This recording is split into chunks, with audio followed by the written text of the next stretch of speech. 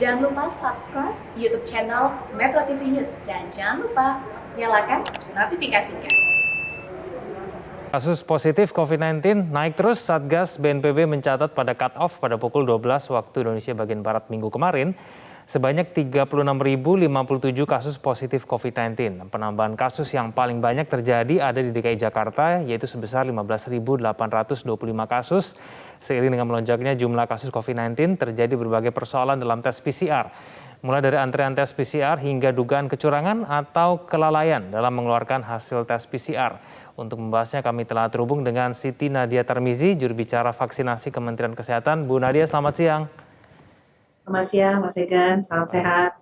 Salam sehat, Bu Nadia. Dengan banyaknya kasus COVID-19 yang terus mengalami peningkatan, ada banyak persoalan khususnya dalam tes COVID-19 ini. Yang paling sering terjadi adalah antrean yang kemudian tidak masuk akal, sangat mengular. Apakah kemudian dari Kementerian Kesehatan ada upaya, Bu Nadia, yang mungkin bisa dilakukan supaya kemudian membantu masyarakat melakukan tes COVID-19 dengan lebih nyaman? Ya, tentunya saat ini kalau kita lihat ya terkait dengan pemeriksaan PCR, kita itu sudah punya 940-an fasilitas pemeriksaan PCR. Kalau kita berbicara mengenai pemeriksaan antigen juga kalau kita lihat ini sudah lebih dari 3.000-an ya outlet yang bisa melakukan pemeriksaan antigen.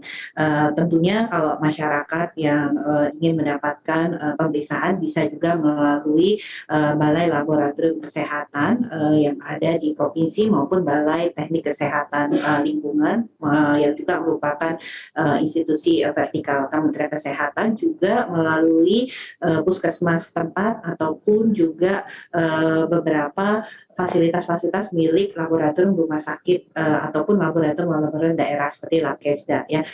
Jadi memang hal ini kita tidak bisa hindari ya, terjadinya penumpukan antrian yang cukup panjang dikarenakan memang jumlah kasus ya yang kita ketahui karena kemungkinan varian Omikron ini yang akan meningkatkan kecepatan penularan sampai dengan 3 kali ya, sehingga otomatis memang terjadi penumpukan seperti itu.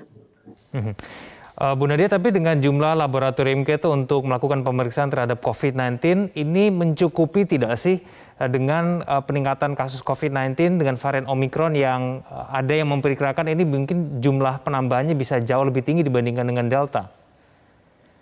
Iya, sebenarnya tadi kami sampaikan kalau laboratorium pemeriksaan antigen itu sebenarnya total ya kita punya 24.500 laboratorium ya, dan kemudian untuk pemeriksaan PCR memang itu hanya terbatas sekitar 1.100 laboratorium ya. Nah, tentunya kalau ini nanti kita akan juga lakukan surat edaran ya, bahwa nanti dengan pemeriksaan antigen pun sebenarnya sudah cukup untuk menegakkan diagnosis COVID. Jadi kalau antigen kan jauh lebih cepat hasilnya dibandingkan pemeriksaan PCR. Tetapi memang harus ada penambahan tenaga swabber, kemudian tenaga untuk input datanya supaya tidak ada keterlambatan dalam pemberian hasil kepada orang yang melakukan pemeriksaan. Termasuk juga tadi pengambilan swab tadi juga harus cepat ya, karena artinya perlu ada penambahan karena memang beban pemeriksaannya bertambah. Baik, Bu Nadia, ada kasus-kasus seperti kemudian kasus hasil tes PCR yang berbeda antara satu tempat dengan tempat yang lain. Membedakan antara tempat yang kemudian terpercaya dan kemudian tidak terjadi kelalaian-kelalaian yang mungkin bisa membuat kebingungan di tengah masyarakat, itu bagaimana caranya sih, Bu Nadia?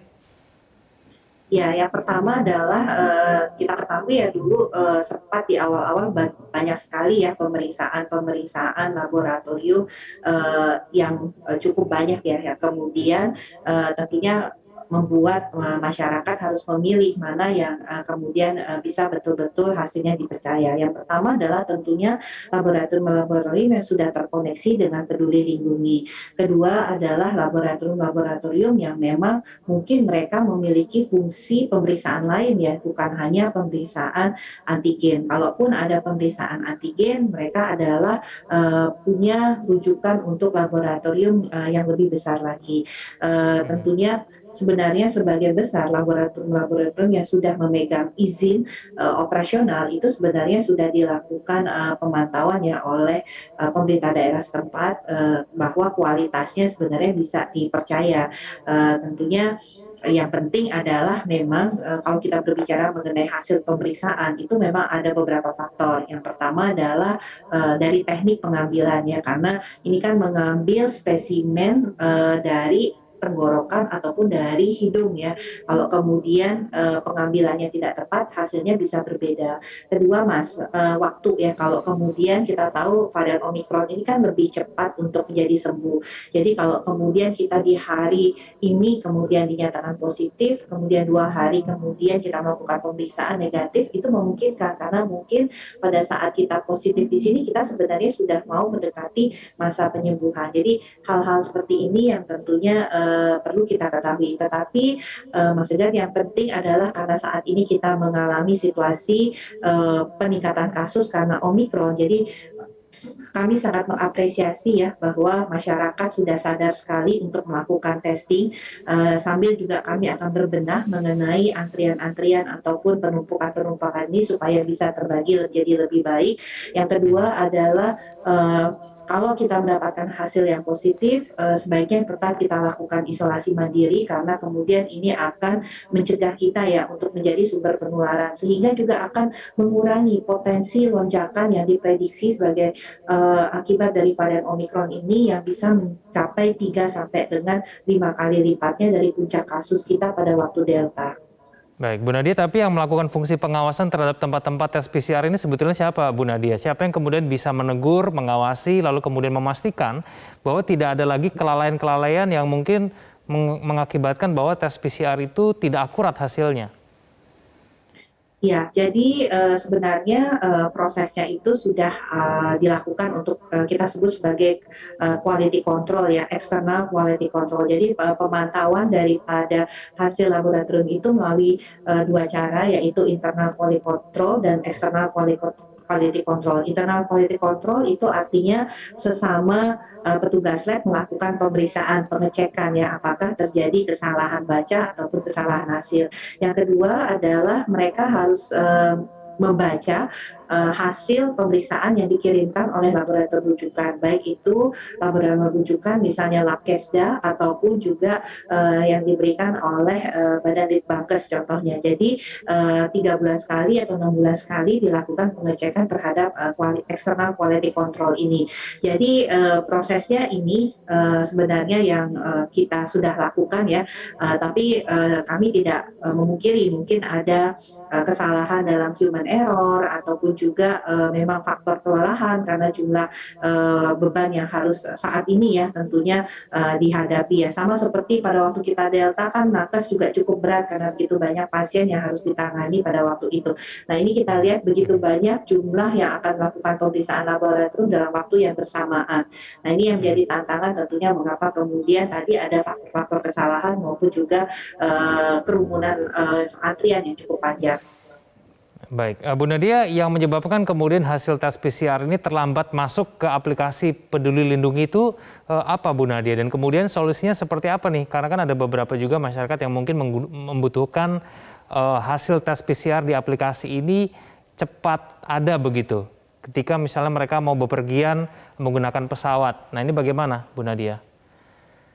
Iya, yang pertama adalah tidak terkoneksi langsung dengan Peduli Lindungi dikarenakan laboratoriumnya belum menjadi laboratorium yang terafiliasi ya dengan National All Record ataupun laboratorium di Badan Litbangkes ya, sehingga membutuhkan waktu. Pada waktu dia mengentry itu akan masuk ke sistem kompilasi yang ada di provinsi atau dinas kesehatan kabupaten kota, baru dia akan masuk ke National All Record. Ini yang pertama. Yang kedua adalah jadi dia tidak secara otomatis, tapi kalau kemudian dia sudah menjadi bagian dari jejaring Badan Litbangkes, maka dia akan mendapatkan akun khusus sehingga mereka akan bisa mengentry secara secara langsung.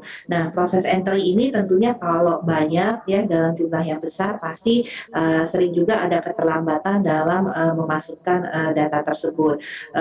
Kemudian juga pengambilan data untuk kemudian tampil di masing-masing aplikasi Peduli Lindungi ini juga pasti akan membutuhkan juga sedikit delay pada prosesnya. Jadi hal-hal ini sebenarnya yang menyebabkan kadang-kadang terlambat. Tetapi dengan pemeriksaan yang cukup besar saat ini, keterlambatan lebih karena pada beban untuk entry yang cukup besar. Tetapi kalau kemudian laboratorium itu belum terafiliasi, maka pasti itu akan membutuhkan 1 hari sampai dengan 2 hari ya terkait tentang entry data itu ke Peduli Lindungi. Tetapi kalau untuk melakukan perjalanan biasanya juga disertakan ya dalam bentuk hasil pemeriksaan baik itu elektronik ya yang ataupun juga dalam bentuk hard copy yang bisa diambil oleh orang yang akan melakukan pelaku perjalanan, tetapi memang prosesnya pada waktu verifikasi itu agak lebih lama ya karena harus melakukan verifikasi secara manual. Baik, Ibu Nadia terima kasih telah bergabung bersama kami di Metro Siang. Selamat siang Bu Nadia.